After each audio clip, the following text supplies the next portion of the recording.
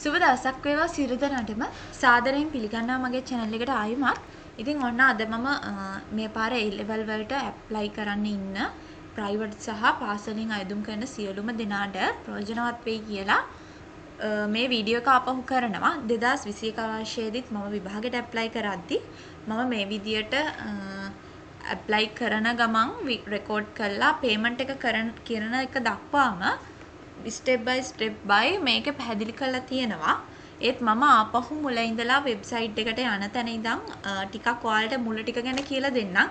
එතනින් එහාට කරන ටික ඔයාලට මේ මගේ දුලායාප channel එකේ ගිහිල්ලා IT and education කියන මෙන්න මේ list එක යටතේ G.C.E A level examination 2021 student registration private කියන එක යටතේ ඔයගලන්ට private registration එකක වෙන්නේ කොහොමද කියන එක තමයි මෙතෙන්දී මේ වීඩියෝ එකෙන් ඔයාලට මම කියලා තියෙන්නේ. මොකද ඉස්කෝලෙන් අයදුම් කරන කෙනෙක් පාසල් අයදුම් කරුවෙක් වශයෙන් කියන සියලුම දේවල් පාසල තුලින් කරන නිසා ඕගොල්ලන්ට මේ ඇප්ලිකේෂන් පුරවන දේවල් හෝ වෙන කරන දේවල් කරන්න නැහැ. ඒ වගේම පේමන්ට් එකක් කරන්නත් නැහැ. පළවෙනි හා දෙවැනි වර අයදුම් කරන කිසිම පාසල් අයදුම් කරුවෙක්ට මුදල් අය කිරීමක් සිදු නොකරන නිසා. එතකොට ප්‍රයිවට් එහෙම නැත්නම් පෞද්ගලික අයදුම් කරුවෙක්ට තුන්වන හෝ දෙවන හෝ ෂයි එක අදාළ වෙන්නේ නැහැ. පෞද්ගලික අයදුම් කරුවෙක් නම් ඔබ ඔවුන්ට මුදල් ගෙවීමක් වගේම මේ විදියට අහන දේවල් වලට උත්තර දෙන්න වෙනවා. ඉතින් අපි බලමු කොහොමද යන්නේ කියලා. මම අපහු Google යනවා වෙබ් එකට. ඔයාලට පේනවා ශ්‍රී ලංකා විභාග දෙපාර්තමේන්තුව කියන වෙබ් එක ඕපන් කරාම මෙන්න මේ විදිහට තමයි ඔයාලට පේන්නේ. ඉතින් Google search bar එකේ Department of Examination Sri Lanka කියලා හරි donets.lk කියන එක හරි ටයිප් කරාම මේ විදිහට ඔයගොල්ලන්ට ශ්‍රී ලංකා විභාග දෙපාර්තමේන්තුවේ වෙබ් එක ඕපන් කරගන්න පුළුවන්. ශ්‍රී ලංකාවට අදාළ සියලුම රජය මගින් පවත්වන විභාගවලදී පාසල් විභාගවල විශේෂයෙන්ම තොරතුරු හා අනිකුත් දේවල් පිළිබඳ තොරතුරු ඇතුළත් වෙන්නේ මෙන්න මේ වෙබ්සයිට් එක තුල. ඉතින් ඔයාලා ඉංග්‍රීසි මාධ්‍යයෙන්ද දමිළ මාධ්‍යයෙන්ද සිංහල මාධ්‍යයෙන්ද ඕගොල්ලන්ට කියවන්න හුරු කියන එක මත වෙබ් එකේ ලැන්ග්වේජ් එක මෙන්න මේ දකුණු පස මේ ත්‍රිකෝණයට පහලින් තියෙන සිංහල තමිල් ඉංග්‍රීසි කියන තුනෙන් තෝරන්න පුළුවන්. මම ඉංග්‍රීසි කියන එක තෝරලා තියෙන්නේ. එතකොට අපි මේ සාමාන්‍යයෙන් මේ පෙන්නන හෝම් එතකොට මේ තියෙන අනිත් දේවල් වල නම් ඉංග්‍රීසි මාධ්‍යයෙන් තමයි එන්නේ. සිංහල කියලා ක්ලික් කරොත් මේ විදියට මුල් පිටුව පාසල් විභාග ප්‍රතිඵල කියලා මේ තියෙන දේවල් සිංහලෙන් එනවා. ඉතින් ඕගොල්ලන්ට හුරු පුරුදු ඇහැට හොඳින් පුරුදු භාෂාවක් තෝරගෙන ඒ ඉදිරියට යන්න. ඉතින් මේකෙදි දැන් අපිට වැදගත් වෙන්නේ ඔන්ලයින් ඇප්ලිකේෂන් එක A level. ඉතින් ඊට අමතරව මම පොඩි දෙයක් කියන්නම්. ඕගොල්ලන්ට exam pass papers ඕන නම් එතකොට prototype questions අද exam result මේ හැම දෙයක්ම අදාළ දේවල් මේ වෙබ්සයිට් එකේ මේ links හරහා ගිහිල්ලා ඕගොල්ලන්ට බලා ගන්න පුළුවන්. ඒ වගේම තව දෙයක් මේ link open වෙන්නේ පින්තූරේ උඩ ක්ලික් කරාට open වෙන්නේ නැහැ. මෙන්න මේ සුදු පාටින් පෙන්නන නම උඩින් ඔයා mouse එක ගෙනියද්දි ඒක ඉන්ඩිකේට් කරනවා. අන්න ඒක උඩ ක්ලික් කරොත් විතරයි link එක open වෙලා ඒ ඔයාලා මේ ඕන දේ open වෙන්නේ. ඉතින් මේ විදිහට site එකේ පහළටම ගියාම online application කියලා දෙකක් තියෙනවා. එකක් සුදු පාට අපි A4 sheet එකක් කියලා ඒක අනුරුව හිතුවතින් වටේ නිල් පාටට තියෙනවා. අනිත් එක කහ පාට කොලේ කළු පාට. ඉතින් මෙතන අපිට ඕන වෙන්නේ online exam school exams කියන එක. මොකද අපි පාසල් අයදුම් කරව පාසල් විභාගයක් අයදුම් කරන්න යන්නේ. එතකොට අපිට අනිත් online applications අදාළ වෙන්නේ නැහැ. ඉතින් අපි මේක online application school exams කියන එක උඩ click කරාම මේක directly open වෙනවා online application module කියන වෙබ් එකට. ඉතින් මේ ටැබ් එකේ ඔයාලට පේනවා ගොඩක් තියෙනවා. ඉතින් අපිට මුලින්ම තියෙන scholarship exam for grade 5 කියන එක තියෙන එකේ එහා පැත්තේ තියෙන මෙන්න මේ තිත් දෙකක් ඔයගලන්ට පේනවා ඇති. ඒකෙ මෙන්න මේ දෙවෙනි තිතේ තමයි ඔය G.C.E A level examination 2022 application calling කියන එක සැඟ වෙලා තියෙන්නේ. ඒ කියන්නේ ඒ දෙකම එකේ තියෙන්නේ එකට apply කරන්න තියෙන නිසා. මොකද A level exam එකට සමගාමීව නිසා පහ වසර ශිෂ්‍යත්ව විභාගයක් පැවැත්වෙන්නේ. ඉතින් මේකේ අපි දෙවෙනි තිතට ක්ලික් කරාම අපිට ඕනේ කෙනවා. ඊට පස්සේ මම ඉස්සෙල්ලා කිව්වා වගේම G.C.E A level exam 2022 කියන එක උඩ ක්ලික් කරාම ඔයාලට මෙන්න මේක ඕපන් වෙනවා. මම ඉස්සෙල්ලා පෙන්නපු වීඩියෝ එකේ ඉඳලා මෙතන ඔක්කොම ඔයගොල්ලන්ට තොරතුරු ඇතුළත් කරලා යන එක පිළිබඳව සියලුම දේවල් මම එතන කියලා තියෙනවා. ඉතින් මුලින්ම මෙතෙන්ට අපි දෙන්න ඕන අපේ national ID එක. ඒ වගේම ස්කූල් account එකකින් login වෙනවා නම් ඕගලන්ට ඒක ඇත්තටම කරන්න දෙයක් නැහැ. ස්කූල් code එකයි password එකයි දෙන්න. මේක අදාළ වෙන්නේ ස්කෝලෙන් apply කරනවා නම් ගුරුවරුන් ගොඩක් වෙලාවට ඔබේ පන්තිවාර ගුරුවරයා තමයි මේ code password දාලා ස්කූල් account එකක් විදියට යන්නේ.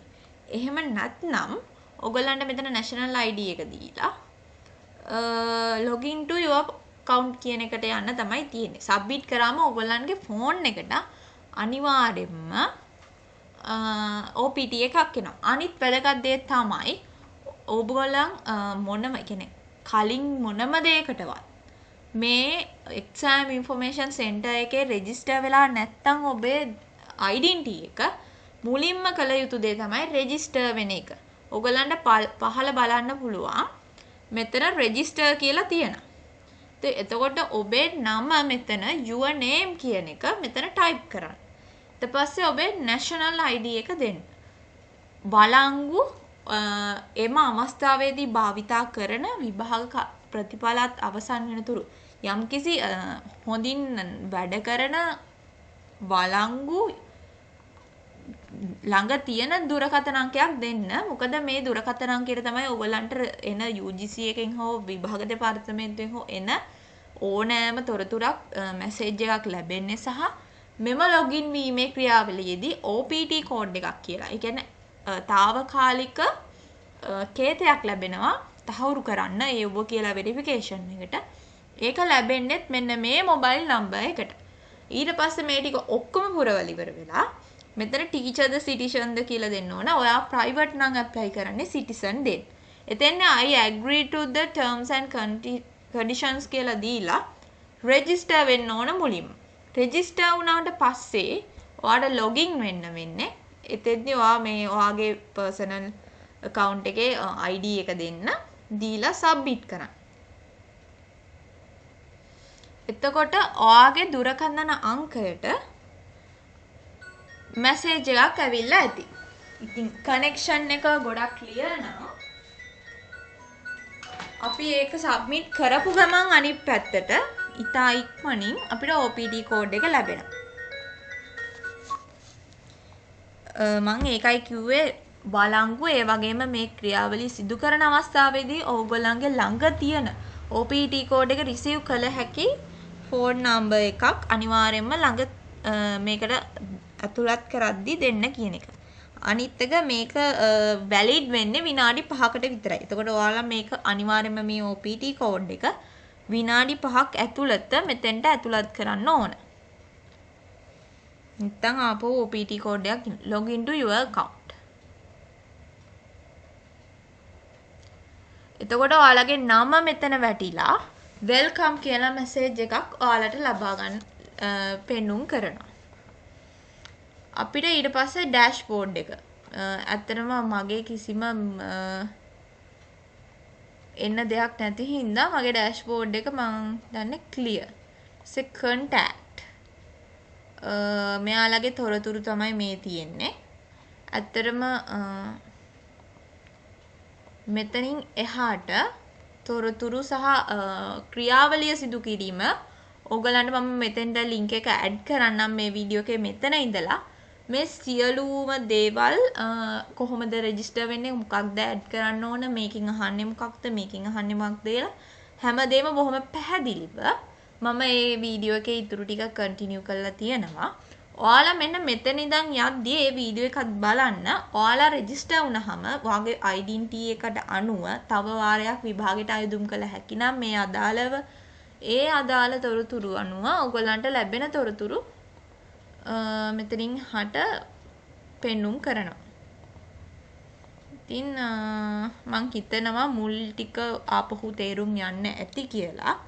වැඩි මොනවා හරි තොරතුරක් වෙන දැනගන්න තියෙනවා නම් මේ ආශ්‍රිතව ඒගොල්ලන්ට එන ගැටලුවත් සමග මෙම වීඩියෝ එක හෝ අදාළ අනිත් වීඩියෝ එක යටතේ කමෙන්ට් එකක් විදියට යොමු කරලා තියන්න. මම ඒක දැක්ක වහාම ලද විගසම ඒ සඳහා උපරිම සහයෝගයක් දෙන්නම්.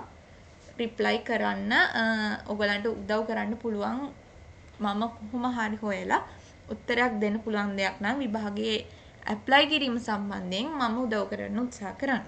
ඔයගලන්ට මේ වීඩියෝ එක විතරක් නෙමෙයි අනිවාර්යයෙන්ම විභාගේ දාද්දී තමන්ගේ පන්ති භාර ගුරුවරයා, තමන් ඉගෙන ගන්න ටියුෂන් ගුරුවරු, එහෙම නැත්නම් අදාළ වැඩිහිටි මේ සම්බන්ධව දැනුම තියෙන කෙනෙක්ගෙන් අනිවාර්යයෙන්ම උපදෙස් ගන්න, තව කෙනෙක් ළඟ තියාගන්න, තොරතුරු ඇතුළත් කරද්දී අනිවාර්යයෙන්ම නිර්වද්‍ය තොරතුරු, නම විශේෂයෙන්ම නම, ඊට පස්සේ වෙනත් අත්‍යවශ්‍ය තොරතුරු මේවා ඇතුළත් කරද්දී උපැන සාතිකේ ළඟ තියාගන්න, හරියටම නම චෙක් කරන්න, වෙන සර්ටිෆිකට් එකකින් හරි අරගෙන ඉංග්‍රීසි වලින් නම දාද්දී නම චෙක් කරන්න අකුරු හරිද, කලබලයට D වෙනස් වෙලා D O වෙලා තියෙන්න පුළුවන්, A වෙනුවට S වැදිලා තියෙන්න පුළුවන්. මොකද අපි කීබෝඩ් එකේ ටයිප් කරද්දී වෙනස් වෙන්න පුළුවන්. මේ දේවල් නැවත 3 පාරකට වඩා චෙක් කරන්න ඔයාලා මේක සබ්මිට් කරන්න කලින්. ඒක තමයි මට දෙන්න තියෙන ස්පෙෂල්ම උපදේශය. ඉතින් අනිත් දේවල් නම් ක්‍රමානුකූලව පරිස්සමින් කරාම හිතන තරම් ලොකු දෙයක් නෙවෙයි මේ ඔන්ලයින් ඇප්ලිකේෂන් එකක් දාලා ඇප්ලයි කරන එක. මෙතන වැඩේ තියෙන්නේ ඔයගොල්ලෝ පාඩම් කරලා ප්‍රශ්න තේරුම් ගන්න විභාගෙට ලියන එක. ඉතින් හැමෝටම සුබ පැතනවා එක්සෑම් එක හොඳට කරන්න. කිසිම කරදරයක් නොවි මේ පාරත් එක්සෑම් එක හොඳ පේපර් එකක් ලැබිලා හැමෝටම හොඳ ප්‍රතිඵල ලැබෙන්න කියලා. එහෙනම් තවත් වීඩියෝ එකකින් හමු වෙමු. සුබ දවසක්.